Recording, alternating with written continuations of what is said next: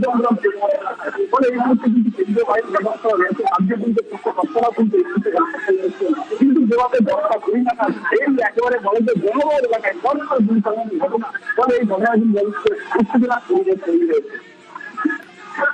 একেবারে জিয়াউল, কিন্তু অনেকগুলো প্রশ্ন। যদি অন্য কারোর ক্ষেত্রে হতো পারিবারিক শত্রুতা বা ব্যক্তিগত শত্রুতার কারণে খুন, একটা আলাদা প্রশ্ন, কিন্তু এক্ষেত্রে অন্য প্রশ্ন অত্যন্ত গুরুত্বপূর্ণ। শুভেন্দু অধিকারীর আত্মসহায়ককে গুলি করে খুন, তার সঙ্গে কি এমন শত্রুতা থাকতে পারে, কি রাজনৈতিক শত্রুতা থাকতে পারে এবং কেন, কার?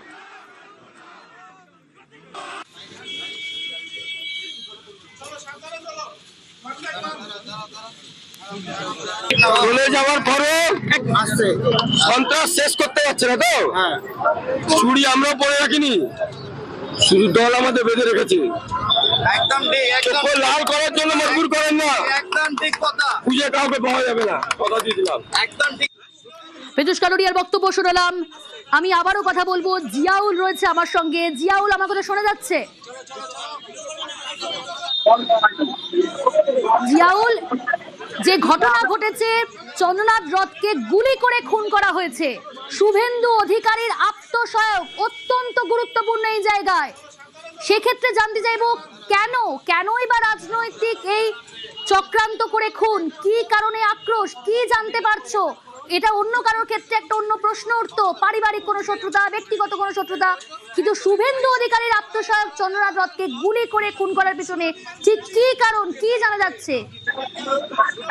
এখনো পর্যন্ত স্পষ্ট নয় যে ব্যক্তিগত কোনো শত্রুতা, পারিবারিক শত্রুতা বা রাজনৈতিক গন্ডগোল, অর্থাৎ সেটা কিন্তু এখনো পর্যন্ত স্পষ্ট হয়নি। কিন্তু যেভাবে দশটা কুড়ি টাকা কিন্তু এয়ারপোর্ট দিচ্ছে, অর্থাৎ যেভাবে উদ্যোগগুলো আমার গাড়ি না ছিল, সেই সময় তার সাথে অল্প দিন চালায়, অর্থাৎ দুষ্কৃতীরা কিন্তু আগাম সেখানে আছে সেই সময় জোয়ারিয়া সিগন্যালের কাছে, সেই সময় কিন্তু গাড়িতে, অর্থাৎ গাড়িতে তখন চালক সহ আরো দুজন ছিল, ফলে সেই দুজনেরই কিন্তু লাগে, অর্থাৎ আত্মসহায়কে যখন ঘুরে যাবে। তোমার কথা স্পষ্ট নয়, আমরা তোমার কাছে আবারও আসবো। তবে এই মুহূর্তে যে গুরুত্বপূর্ণ খবরে আমরা নজর রেখেছি, মধ্যমগ্রামে খুন শুভেন্দু অধিকারীর আত্মসহায়ক চন্দ্রনাথ রথ। শুভেন্দু অধিকারীর পিএকে গুলি করে খুন করা হয়। 4টি বাইকে করে 8 জন দুষ্কৃতী আসে, পর গুলি চালায়, পয়েন্ট ব্ল্যাঙ্ক রেঞ্জ থেকে চন্দ্রনাথকে গুলি। ঘটনাস্থল থেকে, অর্থাৎ যেখানে ঘটনা ঘটেছে জনবহুল এলাকা, 10টা থেকে 10:30টার মধ্যে এই ঘটনা ঘটেছে। মধ্যমগ্রামের চৌমাথা থেকে 1 কিলোমিটার দূর, অদূরেই মধ্যমগ্রাম থানা, একাধিক সিসি ক্যামেরা সেখানে রয়েছে। তারপরেও এই ঘটনা ঘটে গেল, যা সত্যি আশঙ্কার। আমরা দেখেছি ভোট হয়েছে নির্বিঘ্নে, ভোট মিটেছে, অবাধ শান্তিপূর্ণ নির্বাচন হয়েছে, চ্যালেঞ্জ ছিল কমিশনের কাছে, কিন্তু ভোট পরবর্তী বেশ কয়েকটি হিংসার ঘটনা সামনে আসছে।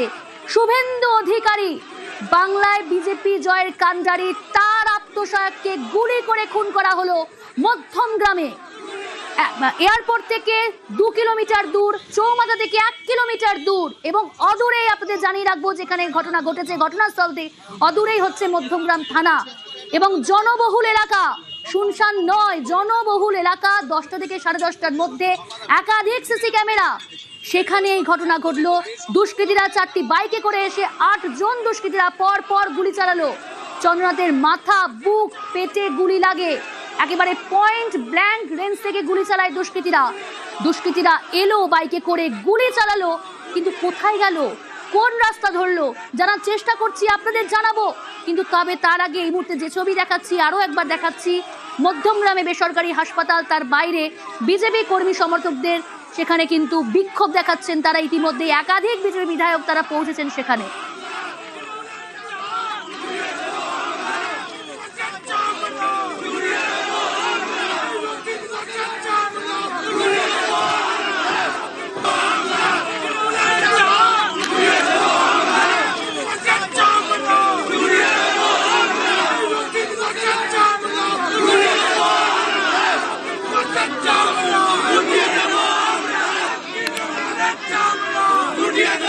প্রতিনিধি ইরন রয়েছে আমার সঙ্গে। ইরন, প্রথমে জানতে চাইবো এই মুহূর্তে সেখানকার পরিস্থিতি কি?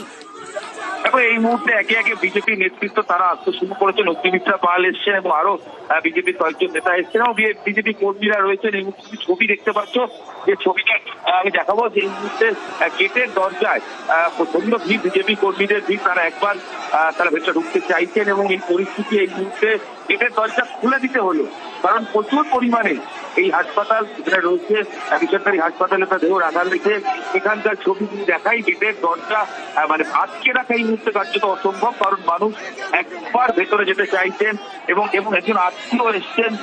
তার যে আত্মীয় শুভেন্দু অধিকারীর যে আত্মসহায়ক, তার যে আত্মীয় তারা এসে প্রবেশ করছেন। এখানে ইতিমধ্যেই রাস্তায় র্যাব রয়েছে, সেন্ট্রাল ফোর্স, তারা এসে রয়েছেন এবং ছবিটা দেখাবো। আমি পুরো ছবিটা দেখাতে বলছি, এই ছবিটা দেখাতে বলবো যে এই মুহূর্তে পরিস্থিতি দেখো, রাস্তার প্রচুর মানুষ এসে পৌঁছেছেন, কারণ কেউই বিশ্বাস করতে পারছেন না এই ঘটনাটা। এবং যারা এসছেন এই মুহূর্তে, যে ছবি তুমি দেখতে পাচ্ছ, যে কার্যত এই রাস্তা পুরোটাই অবরুদ্ধ, কারণ যে এই মুহূর্তে শুভেন্দু অধিকারীর যে আত্মসহায়ক তাকে গুলি করা হয়েছে এবং তিনি মারা গেছেন বলেই খবর। চন্দ্রনাথ রথ তার স্ত্রী এবং তার সঙ্গে গাড়ির ড্রাইভার ছিলেন, তিনিও আহত হয়েছেন, তিনিও ভেতরে চিকিৎসাধীন হয়েছেন। এই মুহূর্তে দেখা হচ্ছে তার পরিবারের লোক এসছেন বলে সেন্ট্রাল করে তাদেরকে ভেতরে নিয়ে যাওয়ার চেষ্টা করছেন। এই মুহূর্তে যে হাসপাতালের ছবি, সেখানে পরিস্থিতি নিয়ন্ত্রণে আনার চেষ্টা করা হচ্ছে, যেহেতু ভিতরে চন্দ্রনাথ রথ রয়েছেন, তার দেহ রয়েছে, এখানে শুভেন্দু অধিকারী রয়েছেন, বিজেপির একের পর এক নেতৃত্ব এসে উপস্থিত হয়েছেন। আজকে সন্ধ্যেবেলা রাত্রিবেলার দিকে মধ্যমগ্রামে তার উপর তাকে লক্ষ্য করে গুলি চালানো হয়েছে। তার গাড়িতে বসেছিলেন তিনি, সেই অবস্থায় তিনি গুলিবিদ্ধ হন।